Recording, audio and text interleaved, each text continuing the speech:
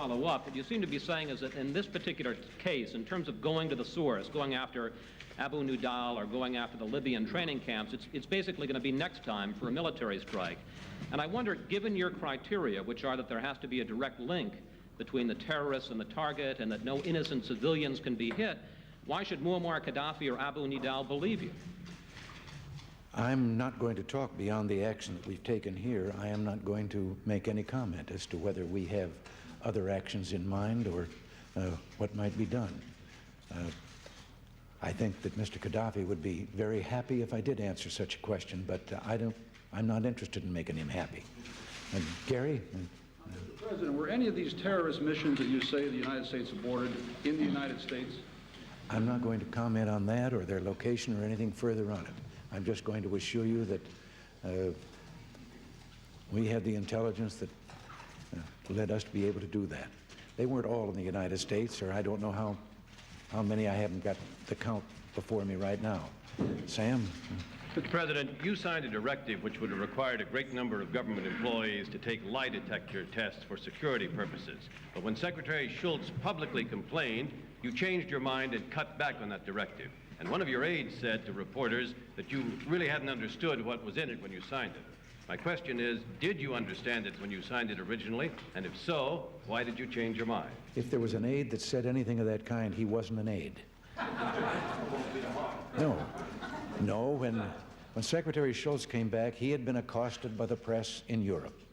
And they were leading him to believe that I had okayed virtually carte blanche the 2.5 million federal employees subject to lie detector tests, and they would be tests based on their personalities or their own personal lives and so forth. None of this was true.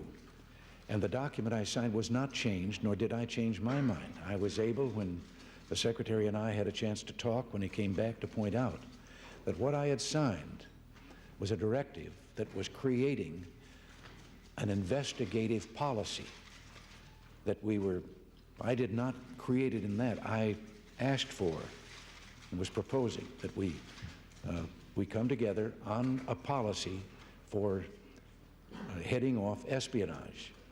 And therefore, out of the thousands and thousands of employees, there is a very limited number that actually deal with classified material or could possibly be involved in this.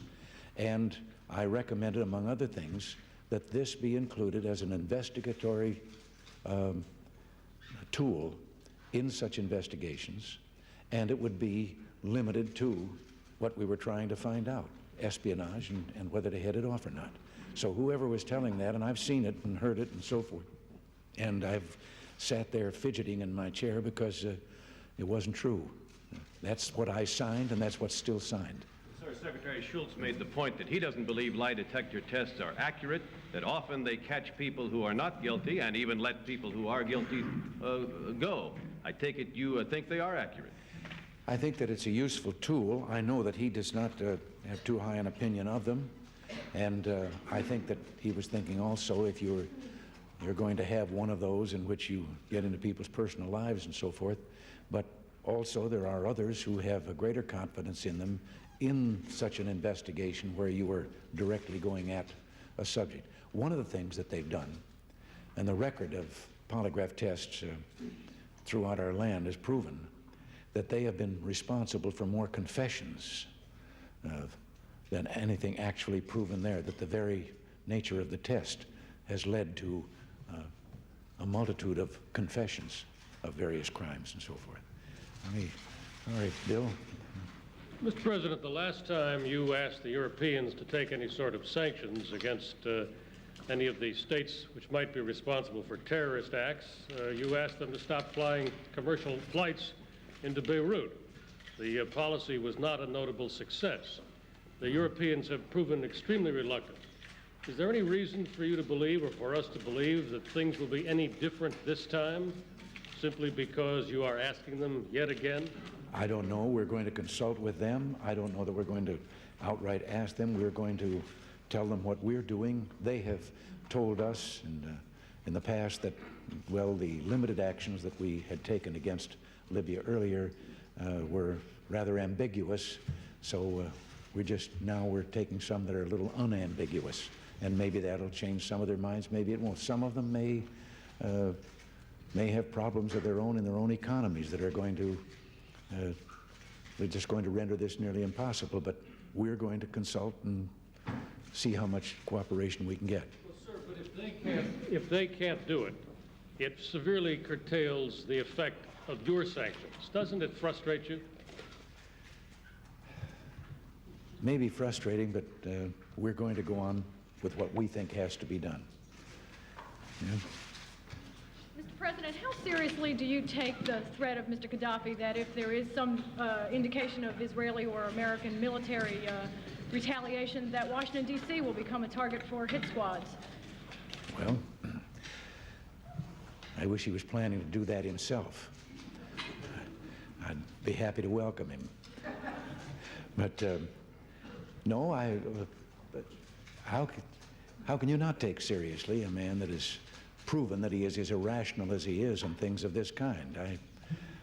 I find he's not only a barbarian, but he's flaky. Gerald? I have a domestic policy question, Mr. President. You seem to be one of the few people in your administration who seems to believe that you can have a 3% real growth in defense spending and still satisfy the Graham-Rudman balanced budget amendment.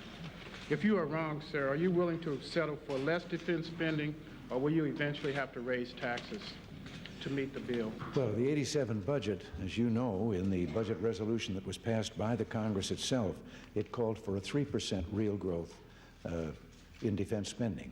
And this is what we're incorporating in our 87 budget that we'll be coming forth with pretty soon. But a lot of people say you have to raise taxes eventually. And you know, you said in 1982 that you wouldn't raise taxes, and then you did. And you have said over the years that you wouldn't reduce Social Security benefits, and you later did change your mind on that. No, we had a bipartisan commission on Social Security. I have never thought that Social Security plays a part in the deficit. It doesn't, because Social Security is supported by its own tax, and that tax can't be used for anything else. So it's playing games to pretend that Social Security is a part of the budget and can affect the deficit. As a matter of fact, a previous president put it in the budget only because the bookkeeping in ink would look like the deficit was smaller if you could count as an asset the Social Security tax. Well, I think that's not playing fair with the people, so we've taken it out. But what? A tax increase under all circumstances? Now, the tax increase, let me just say here, and the one that you mentioned, yes, I got burned because I agreed to a tax increase that in reality was actually getting rid of some of the Christmas tree ornaments that were hung on the original tax program, our original tax cut. Some of them weren't things that we had advocated. But I was promised $3 in spending cuts for every dollar of increased revenue.